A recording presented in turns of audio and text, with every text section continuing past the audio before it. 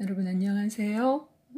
오늘은 오랜만에 그 스페셜 영상 계속 올려드리느라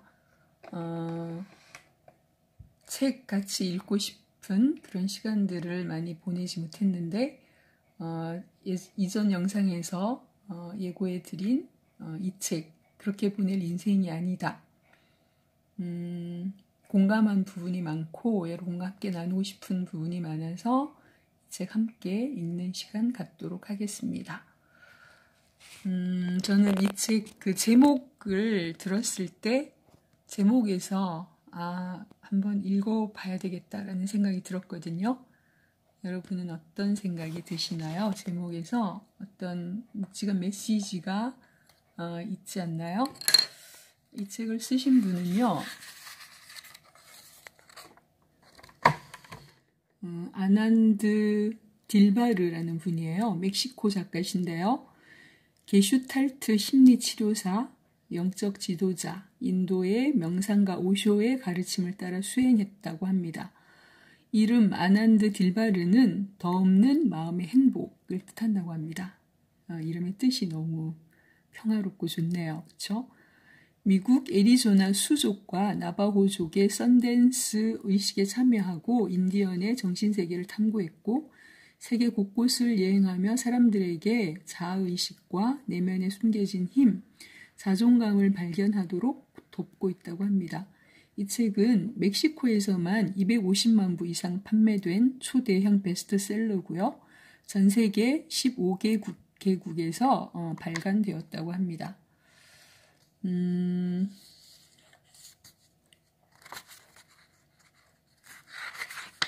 프롤로그에서 어떤 얘기를 하고 있냐면요. 세상에 자신의 문제나 두려움, 수치심의 노예가 아닌 사람이 누가 있을까? 작가는 독자의 손을 잡고 마음의 우주를 민첩하게 헤쳐나가 건강한 자아와 만나게 해준다 라는 얘기를 합니다. 제가 읽어봤는데 이 얘기가 참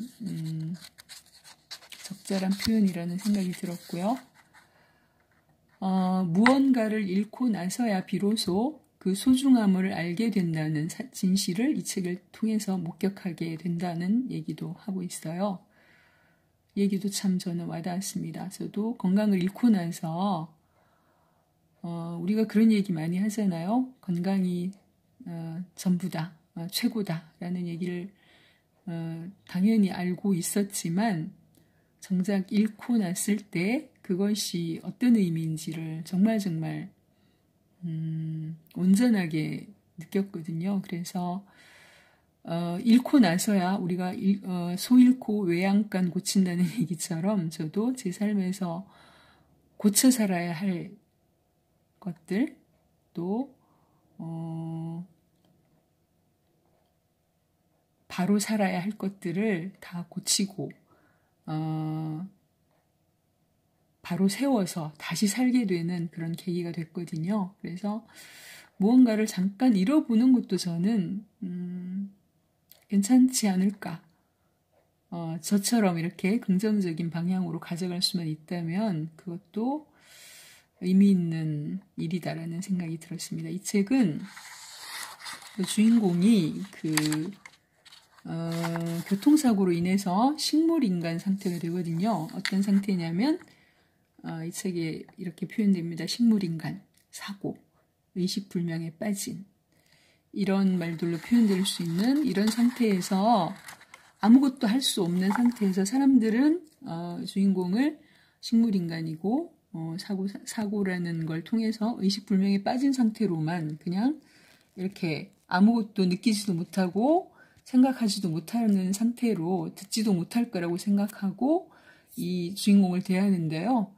이 주인공은 그 상태에서 어떤 상태냐면 그 상태가요. 이 주인공의 여자친구가 평소에 이런 얘기를 했대요. 라우라가 영혼에 대해 주구장창 말하던 게 떠올랐다. 나로서는 헛소리로 치부해버렸지만 라우라는 충분히 명상을 하면 영혼의 안내자, 즉 자신의 깊은 영혼과 소통할 수 있다고 했다. 이런 얘기를 평소에 했대요. 그때는 이 얘기를 헛소리로 치부를 해버렸는데 이 상태를 지금 이 주인공이 경험하는 거예요. 자신의 깊은 영혼과 소통하는 그 얘기들을 지금 이 책에 담고 있는 거거든요.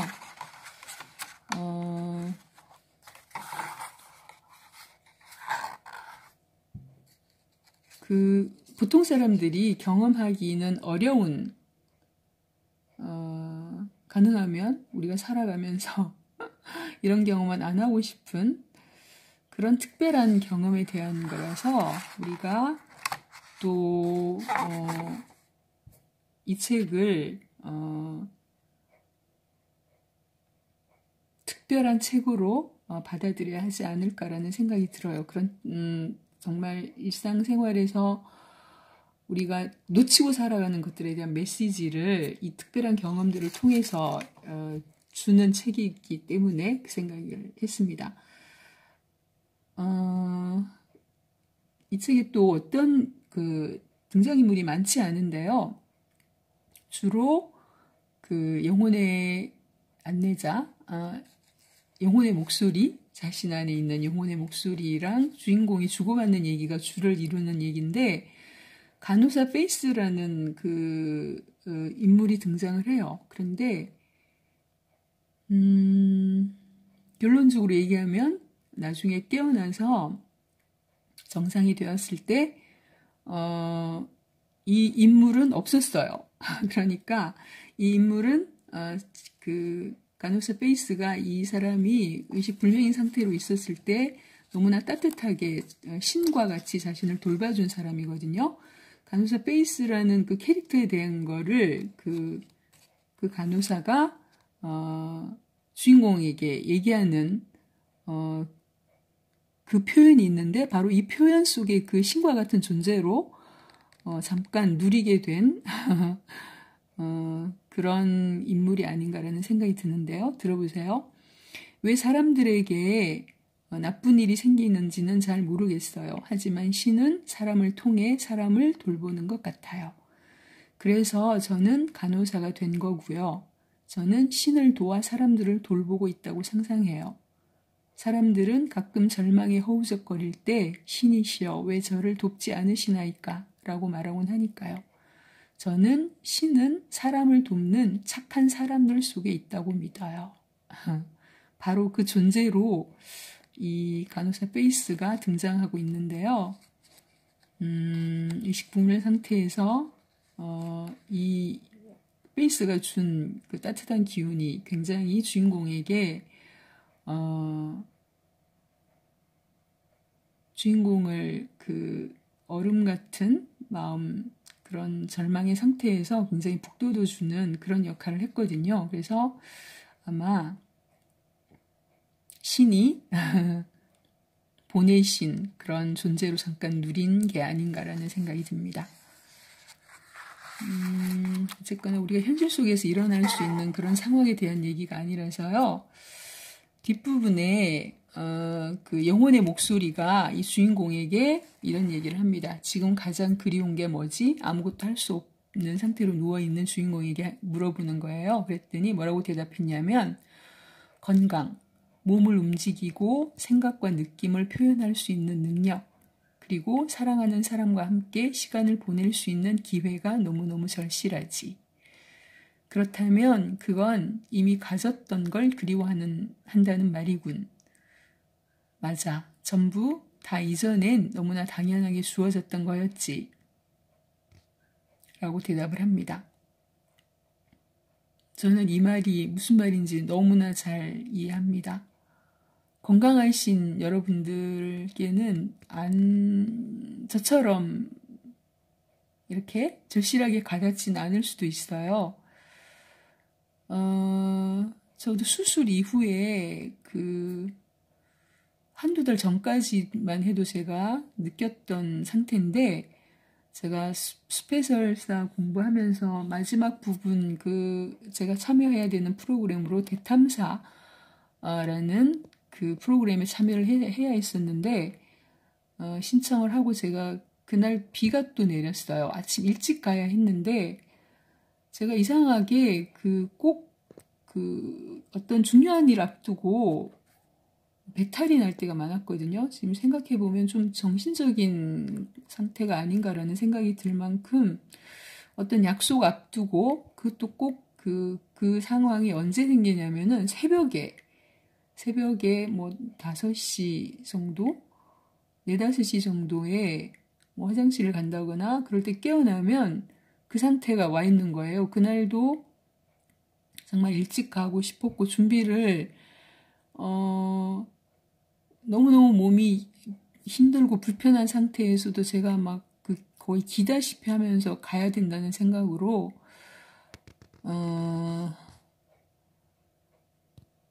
겨우 화장까지 대충 했던 것 같아요. 어떻게든 가보려고. 그런데 그 상태가 어떤 상태냐면 뭐라고 설명을 해야 될지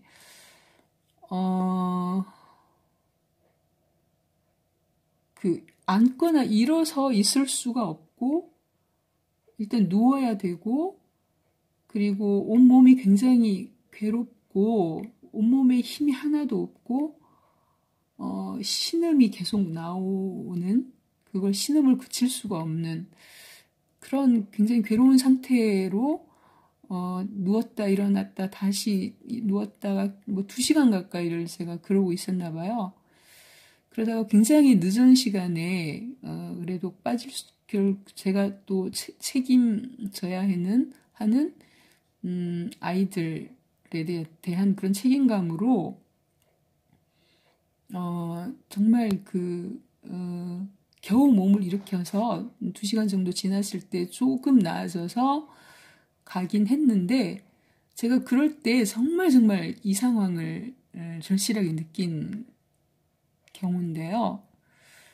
몸을 내 마음대로 움직이고 그리고 내가 가고 싶은 곳에 내 마음대로 갈 수 있는 거. 그 상태가 바로 기적이라는 생각을 정말 많이 했어요. 제가 그때가 정말 심했었는데 그 정도는 아니지만 종종 배탈 날 때가 있는데 이전에는 제가 수술하기 전에는 소화가 안 되는 적이 거의 없었거든요. 정말 소화라는 거에 대한 문제를 제가 느껴본 적이 없던 사람이었는데 이상하게 소화기관 쪽도 아닌데도 이상하게 수술 후에 가끔씩 그렇게 배탈이 나는데 그럴 때마다 물 한 잔 이렇게 자유롭게 이렇게 일어나서 움직여서 떠서 마실 수 있는 그런 상태가 안 되는 그런 상황에서 이 표현을 정말 절실하게 느끼게 되거든요. 중국 속담에도 기적이란 하늘을 나는 게 기적이 아니고 지금 이 순간에 땅을 내가 딛고 걸어 다닐 수 있는 상태가 기적이다. 뭐 이런 비슷한 표현을 제가 어디서 본 것 같은데요. 그런 상황이 되면 정말 이 얘기가 온 마음으로 와닿습니다. 몸을 움직이고 생각과 느낌을 표현할 수 있는 능력, 그리고 사랑하는 사람과 함께 시간을 보낼 수 있는 기회, 우리가 일상으로 매일 누리고 사는 거잖아요. 그런데 그것을 우리는 너무나 당연하게 생각하고 때로는 짜증스럽게까지 생각하는 그런 삶을 살고 있는 것 같습니다. 그래서 그거를 잠깐 잃어보면 그것이 얼마나 소중하다는 거를 저처럼 느낄 수 있습니다. 그렇다고 여러분께 잃어보라고 말씀드릴 수는 없고요. 우리가 너무나 당연하게 누리고 있는 것들이 정말 얼마나 소중한 말할 수 없는 기적인지를 제가 여러분께 말씀드리고 싶어서 이 말씀을 드렸습니다. 그 얘기를 영혼의 목소리가 지금 주인공에게 하고 있습니다. 대부분의 사람들이 부질없는 허상을 쫓느라 바쁘게 시간을 낭비하지 갖지 못한 무언가가 자신들을 행복하게 만들어 줄 거라 생각하기 때문이야. 그리곤 정작 삶의 가장 소중한 선물들은 대수롭지 않게 여겨. 우리가 매일 누리고 있는 가족, 사랑하는 사람, 건강, 이것만큼 소중한 선물이 없다는 거 제가 다시 한번 말씀드리고 싶어요. 우리는 행복하려면 무언가를 더 가져야만 한다는 생각으로 일을 하지 필요한 건 모두 이미 갖고 있다는 걸 알지 못해. 행복은 단지 삶을 바라보는 방식이고 마음 상태이자 습관이란 걸 깨닫지 못하는 거지. 이 얘기도 저는 너무나 와닿습니다.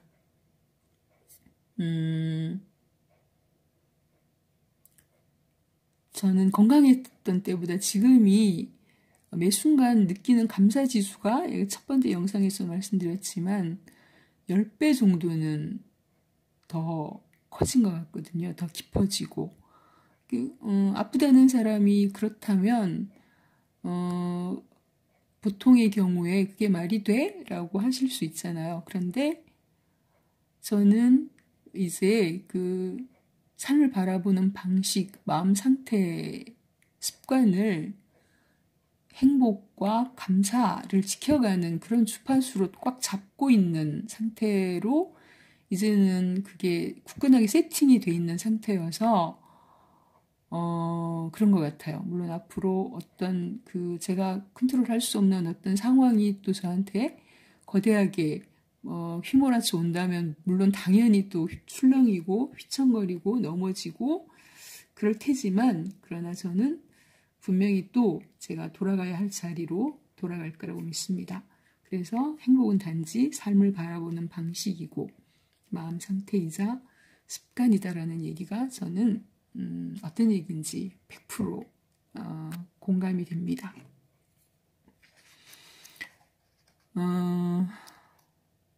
또 어떤 얘기가 있냐면요.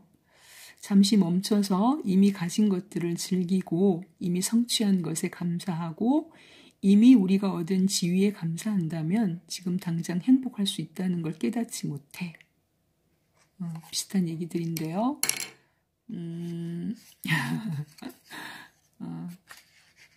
저한테는 너무 와닿은 얘기들이라서 언더라인을 자꾸 하게 됩니다. 모든 건 마음먹기에 달려있어. 세상은 내가 믿는 대로 되는 거야. 같은 맥락의 얘기들인데요. 같은 상황에서도 누군가에게는 지옥이고 누군가에게는 그 반대일 수도 있다는 얘기, 마음의 힘으로 그것들을 해낼 수 있다고 저는 믿습니다. 그리고 또 어떤 얘기들이 있냐면요. 얘기도 참 저는 공감이 가서 언더라인을 했는데요. 내가 가장 원하고 필요로 하는 건 다른 사람과의 연결과 사랑이라는 걸 그 어느 때보다 확실히 알 수 있었다. 의식불명 상태에서 이 주인공이 느끼는 거예요. 이런 얘기들을. 다른 사람과의 연결과 사랑, 이것을 알고 느낄 수 있다는 것은 아름다운 일이다. 마침내 모든 게 분명해졌다. 저는 어떤 성향에 대한 테스트를 했을 때 굉장히 관계지향적인, 거의 95, 6% 관계지향적인 사람이라서 이 얘기가 더 와닿습니다. 저는 사람들과의 관계가 불편하면 제 안에 평안을 제일 많이 잃어버리는 것 같거든요. 그래서 그 상태를 평온하게 연결하고 유지해가는 상태가 얼마나 감사한 일이라는 걸 저는 누구보다 크게 느끼는 사람이라서 이 부분에 또 언더라인을 한 것 같습니다. 그리고 또 무슨 얘기를 하냐면요. 지금 여기에 내가 존재하고 있는 기쁨, 단지 구경꾼뿐일지라도 삶에 참여하고 있다는 기쁨, 그것만으로도 충분히 가치가 있었다. 죽음을 잠깐 맛보는 것만큼 삶을 감사하게 만드는 게 또 있을까? 말 그대로 삶은 기적이야. 사람들이 잊고 살 뿐이지. 사람들은 문제에 대해, 놓친 것들에 대해, 쓸데없는 걱정에 대해, 무의미한 노력에 지나치게 집중하지. 저도 아직 죽음이란 거를 생각해 볼 나이는 아니잖아요. 그런데 이제 암이라는 진단을 받고 물론 초기 상태였긴 하지만 초기 상태여도 또 잘못되신 분들 얘기를 들을 때면 저도 잠깐씩 생각해 보게 됐었어요. 내가 어떻게 잘못하면 죽을 수도 있는 거구나, 이 나이에. 라는 생각을 해봤을 때 지금 여기 쓰여있는 이런 표현들이 100% 저한테는 공감이 되는 내용으로 그때 느껴졌었거든요. 죽음을 잠깐 맛본다면 삶의 매 순간순간 그냥 살아있다는 그 사실 한 가지 자체만으로도 너무나 감사하거든요. 그리고 우리가 매일 너무나 당연하게 누리는 좀 전에 말씀드린 사랑하는 사람들을 가까이서 이렇게 누릴 수 있고 팔다리를 내 몸을 마음대로 움직여서 내가 가고 싶은 곳 할 수 있는 일을 할 수 있다는 그 사실 자체만으로도 너무나 감사하다는 거를 죽음을 잠깐 맛본 사람은 어떤 건지 느껴본 사람은 100% 공감할 수 있는 그런 내용이 아닐까라는 생각이 들어서 읽어드리고 싶었습니다.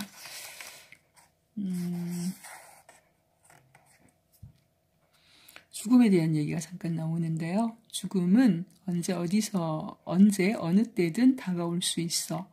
이걸 기억하는 것만으로도 모든 게 새롭게 보일 거야. 죽음이 모습을 드러낼 때 일상의 사소한 문제들은 더 이상 중요하지 않게 돼. 걱정은 의미가 없어지고 인간관계 속에서 일어나는 다툼이나 증오, 원망도 사라져. 살아있는 순간을 충실히 살길 원하게 되기 때문이야. 그래서 그 영혼의 목소리가 뭐라고 하냐면 살기 위해선 죽어야 하는 법이랄까? 라는 얘기를 합니다. 같은 얘기들이라서 넘어가겠습니다. 그리고 또 어떤 얘기가 있냐면요. 모든 건 마음 먹기에 달렸으니 무슨 일이 일어나는지가 중요한 게 아니라 어떻게 반응하는지가 중요하다고 말해주고 싶어. 이런 얘기를 또 합니다.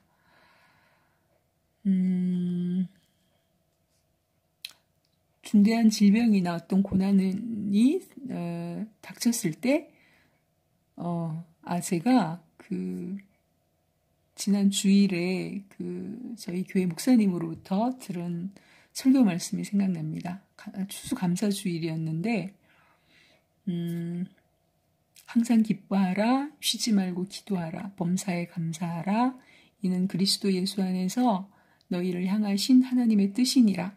데살로니가전서 5장 16절에서 18절 말씀, 본문 말씀을 가지고 이제 설교 말씀을 전해주셨는데요. 목사님이 그 말씀 말미에 어떤 얘기를 하셨냐면, 고난이 닥쳤을 때, 삼류는, 그냥 보통 사람들이 생각할 수 있는 그런 상황이겠죠. 원망하고, 불평하고, 절망하고, 그러는 상태가 삼류고요. 이류는 참고 또 참고 견디기만 하는 상태를 이류라고 했어요. 그리고 인류는 그럼에도 불구하고 감사하는 상태라고 말씀을 하셨거든요. 저는 그 데살로니가전서 5장 16절에서 18절 말씀, 항상 기뻐하라, 쉬지 말고 기도하라, 범사에 감사하라. 저도 제가 그 얘기를 듣고 와서 어떤 제가 느낀 것들이 있어서 그날 블로그에 글을 써서 올렸었는데, 저는 그 말씀 들으면서 그 세 가지가 다 저한테는, 어렵지 않은 일이거든요, 지금. 매일 그렇게 살고 있으니까. 저도, 예전에 건강했을 때라면, 사람이 어떻게 그렇게 살 수 있어? 말도 안 돼. 그냥 저 높이에 두고 바라보고 가야 할 표대와 같은 그런 현실적으로 가능하지는 않을 그런 말씀으로만 저도 받아들였거든요. 그런데 저는 지금 그 세 가지가 저한테는 어렵지 않은 일이에요. 제가 매일 지금 그렇게 살고 있으니까. 그러면서 그 질병이라는 고난을 통해서 아나는 목사님의 표현대로라면 인류가 되어버린 그런 삶을 살고 있구나, 그런 삶을 누리고 있구나라는 생각이 들었습니다. 그럼에도 불구하고 감사할 수 있는 걸 내가 선택할 수 있는 거잖아요. 어떻게 반응하는지. 절망하고 슬퍼하고 원망하는 걸 선택할 수도 있는 거고, 그럼에도 불구하고 모든 상황 가운데, 저는 모든 상황 가운데서 감사할 거리들이 항상 있었거든요. 처음 순간부터 지금까지. 그것을 선택하고 결정하고 내 삶으로 가져올 수 있는 것은 각자의 몫이라는 생각이 듭니다. 그래서 무슨 일이 일어나는지가 중요한 게 아니라 어떻게 반응하는지가 중요하다고 말해주고 싶어 라고 쓰여있는 저 영혼의 목소리가, 주인공이 한 얘기가 저는 참 와닿아서 언더라인을 했습니다.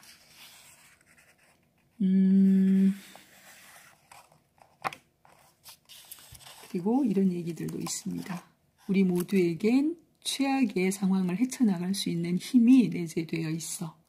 그래서 사랑하는 걸 잃는 고통을 몇 번이고 극복해내지.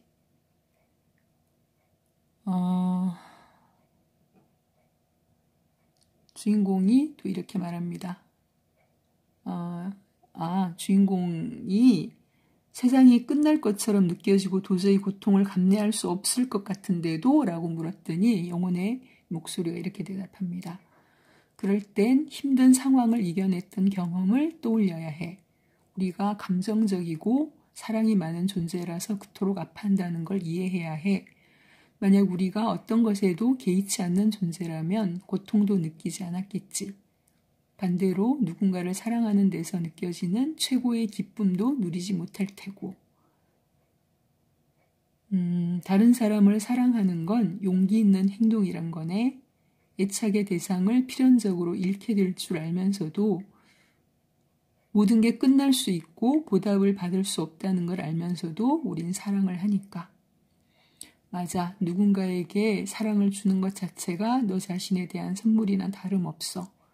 그러니 내가 주는 사랑에 대한 대가로 아무것도 받을 필요가 없지.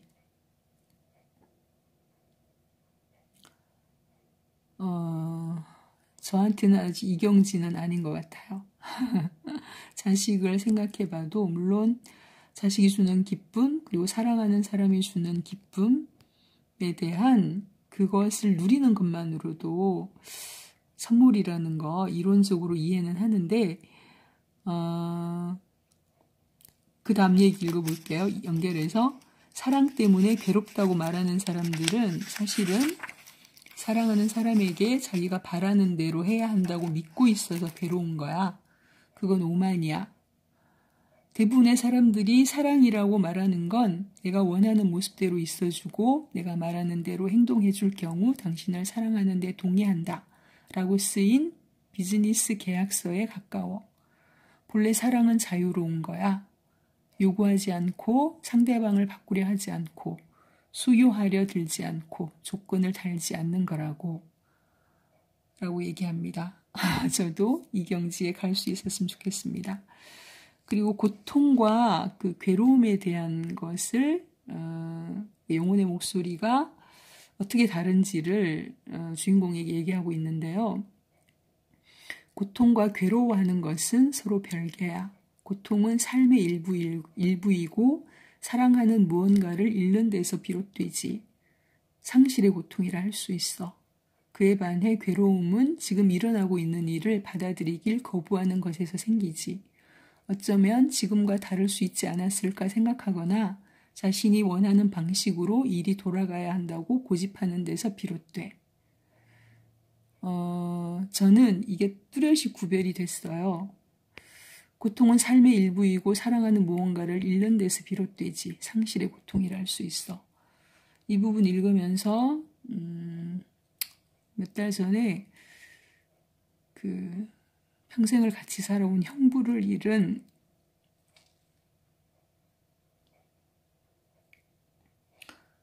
큰언니 생각이 났는데요. 언니가 아직까지도 잘 몸을 일으키지 못하고 많이 힘들어하는데 저는 그 상태가 너무너무 이해가 돼요. 평생을 함께 살아온 사람이 갑자기 어느 날 이 세상에서 사라지면 어떻게 살 수 있을까? 저도 언니처럼 할 수밖에 없을 거라는 생각이 들거든요. 상실의 고통. 그 상태는 분명히 고통일 거란 생각이 들고요. 그에 반해서 괴로움은 지금 일어나고 있는 일을 받아들이길 거부하는 것에서 생기지. 이 부분을 읽으면서는 아이들하고의 관계가 생각이 저는 바로 적용이 됐거든요. 제가 매일 낮밤을 거꾸로 살고 그랬던 시간들이 길었기 때문에 아이들이 늦게 자면 제가 굉장히 노이로제 상태로 좀 보게 되는 것 같아요.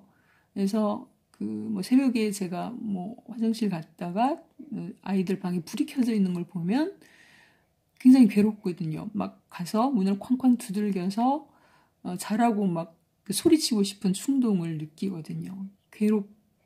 괴로움의 상태. 지금 일어나고 있는 일을 받아들이길 거부하는 것에서 생기는 게 괴로움이라는 이 표현이 너무너무 저는 제 경우에 와 닿아서 이렇게 언더라인을 했습니다. 여러분 어떠신가요? 동의하시나요?